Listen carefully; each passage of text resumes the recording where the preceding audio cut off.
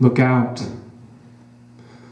To the ones that guard all day the tracks of claw and cloud storm. To the child that cries because he doesn't know about the invention of the bridge. To the corpse that already has nothing left but his head and a shoe. You must be taken to the wall where iguanas and snakes wait, where the jaw of the bear waits, where the mummified hand of the child waits, and the hair of the camel bristles with a violent blue shudder. In the sky, nobody sleeps. Nobody sleeps. But if someone closes their eyes, whip them, my children, whip them. Let there be a panorama of open eyes and bitter sores burning. In the world, nobody sleeps. Nobody. I already told you, nobody sleeps. And if someone in the night has too much moss on their temples, open the trap doors so that they can see under the moonlight the false goblets, the poison, and the skull of the theaters.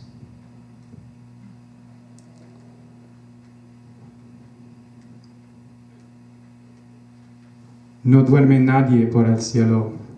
Nadie, no duerme nadie. Las criaturas de la luna huelen y rondan sus cabañas. Vendrán las iguanas vivas a morder a los hombres que no sueñan. Y el que huye con el corazón roto encontrará por las esquinas al increíble cocodrilo quieto bajo la tierna protestas de los astros. No duerme nadie por el mundo. No duerme nadie por el mundo. Nadie. No duerme nadie. I'm going to stop there.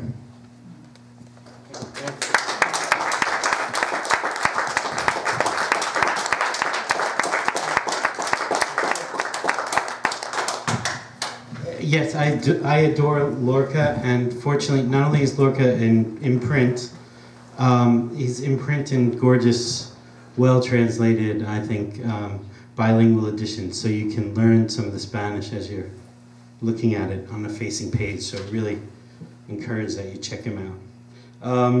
And finally this evening, we are going to hear from Robin Moore, who is, like several of the other people we've heard from tonight, one of those people that made me feel welcome when I was a guy from far, far away trying to figure out what the hell this place called Vancouver was all about. So please say hello to my old friend, Robin Moore.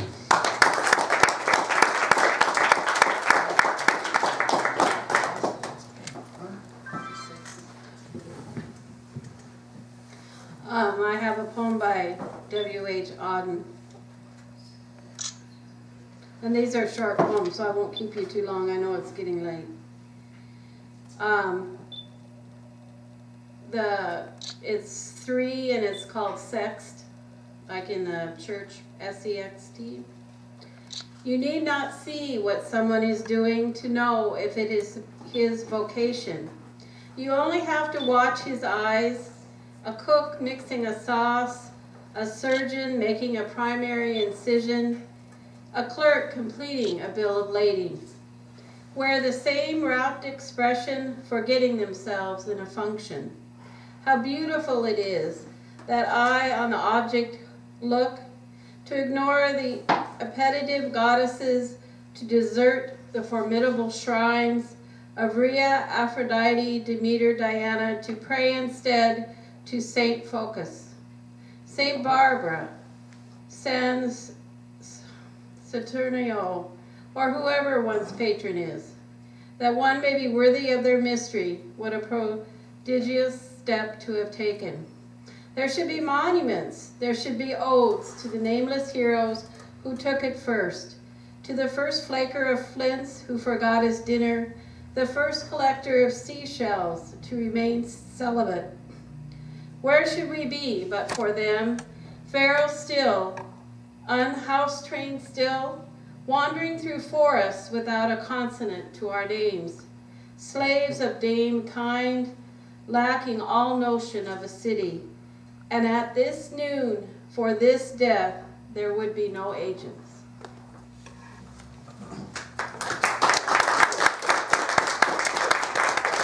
And then Dana, I think it's Goya, it's G-I-O-I-A.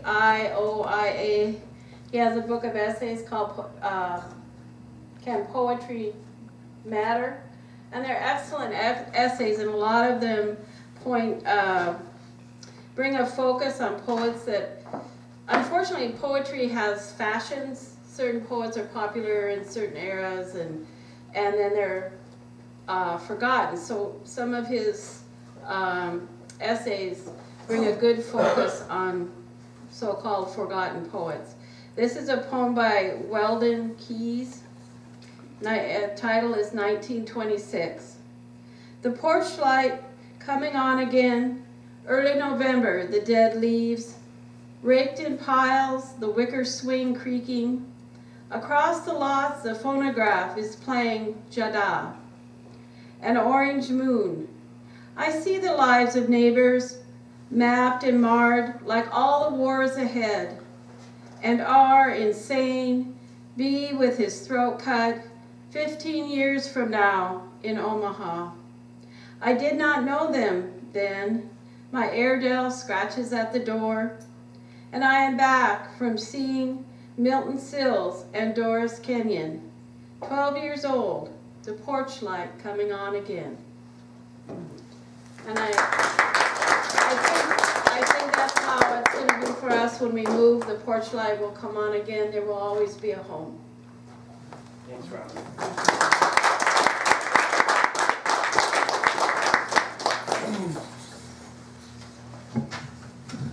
So we have a certain way of doing things here, which is just my way of wanting to do them.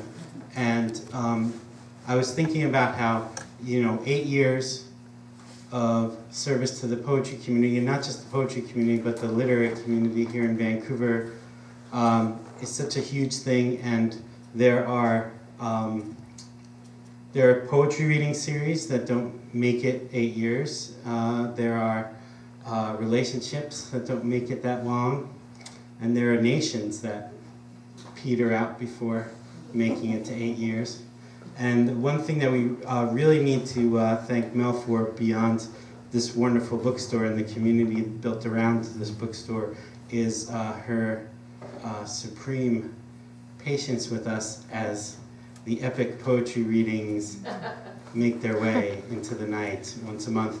And I can't tell you how many times we checked in with Mel at an earlier point in the epic evening and showed her the list and said, here's what we've got, and she just said, go for it, let's hear all of it. And so we really, on this last night, I really want to thank you for that. Not everybody would have put up with us the way that you have. And yeah, thanks a lot. We're really going to miss Cover to Cover, and we're hoping that we'll see you again when we're at our new venue over there downtown. Yeah, thanks so much. And even though it's the last time for Ghost Town Poetry Open Mic, like I said, please come in over the next few weeks and continue to support Mel. Even though things have been discounted for a while, there's still a hell of a lot of great stuff on the shelves, including in the poetry area. There's a bunch of great stuff over there. So thank you, and I hope to see you all again when we start up again February 12th at Ice Gallery.